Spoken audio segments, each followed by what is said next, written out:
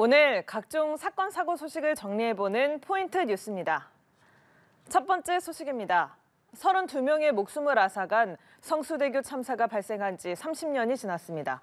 참사 30주기를 맞아 희생자들을 기리는 위령제가 진행되는데요. 유족들은 가족을 향한 그리움과 함께 안전한 사회로의 발돋움을 기대한다는 뜻을 밝혔습니다. 안채린 기자입니다. 억지로 잘라낸 듯 뚝 끊겨버린 다리. 이날 이 다리를 건너 학교와 회사로 향하던 32명은 끝내 돌아오지 못했습니다. 성수대교 붕괴 참사가 발생한 지도 어느덧 30년. 유족들은 세상을 떠난 가족들을 생각하며 다시 한자리에 모였습니다. 세월이 흘렀지만 보고 싶은 마음은 여전합니다.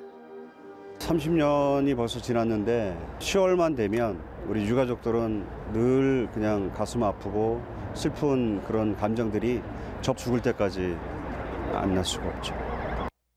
당시 참사는 부실 공사와 미비한 점검 탓에 발생했습니다. 이후 서울시는 시가 관리하는 다리 21개에 대한 점검을 강화하며 안전관리에 신경 쓰고 있습니다. 올해부터는 드론도 띄워 육안으로 확인하기 힘든 지점을 상세히 살펴보는 작업도 이어가고 있습니다. 유족들은 참사 이후 일부 개선이 있어 왔지만 아직은 아쉬운 부분이 있다며 안전한 사회를 위한 모두의 노력을 재차 강조했습니다.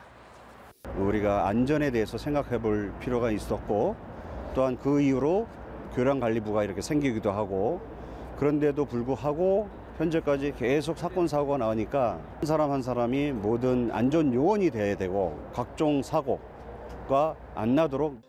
연합뉴스TV 안채린입니다. 두 번째 소식입니다. 경제적 문제나 건강 문제 등으로 세상과 벽을 쌓은 사람들이 늘어나고 있습니다. 한번 마음을 닫으면 스스로 고립된 상태를 빠져나오기가 쉽지 않은데요. 사회적 이슈가 커지면서 서울시도 범부서 차원의 고립 은둔자 대책 마련에 나섰습니다. 김혜린 기자입니다. 40여 년 전 삼천교육대에 끌려가 가혹행위를 당했던 김병수 씨. 후유증으로 일자리를 찾는데 어려움을 겪다 결국 세상 밖으로 나가는 문을 걸어 잠갔습니다. 혼자서 방에 고시원 꿀방에 들어가서 한 일주일 내내 라면 아니면 물 먹고 아침 새벽에 나가서 일자리 구해보면 못 나갈 때가 많아요.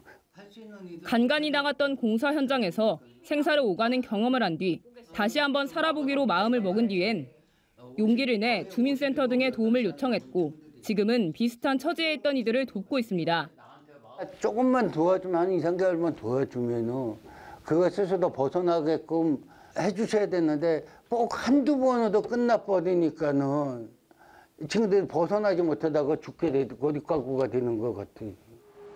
취업 실패, 실업 등 각자의 이유로 고립을 자처한 사람들이 늘어나는 가운데 고독사도 증가세입니다. 지난해 우리나라에서 고독사한 사람은 3,600여 명으로 절반 이상이 중장년 남성이었습니다. 이에 서울시가 범부서 차원의 대책을 마련했습니다.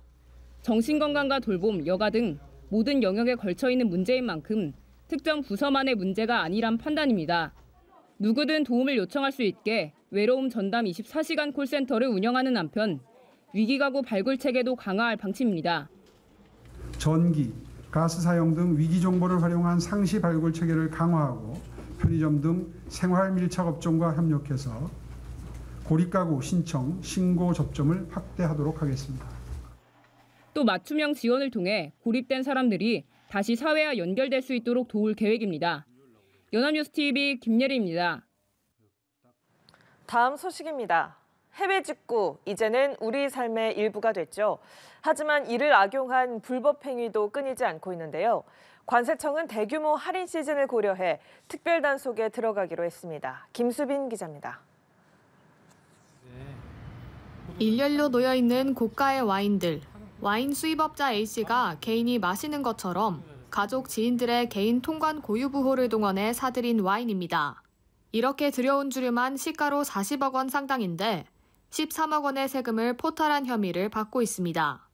올 들어 관세청이 지난달까지 단속한 해외 직구 악용 사건은 총 143건, 금액은 1년 전보다 13% 증가한 608억 원에 달했습니다. 금액 순으로 위사례처럼 자가 사용을 가장한 관세 사범이 가장 많았고 보건사범 소위 짝퉁 판매업자인 지적재산권 침해사범 등 순으로 나타났습니다. 통관 절차가 간소화된 간이 통관 제도를 악용한 사례가 지속 발생하고 있는 상황. 관세청은 오는 28일부터 5주간 해외 직구 특별 단속에 나설 계획입니다.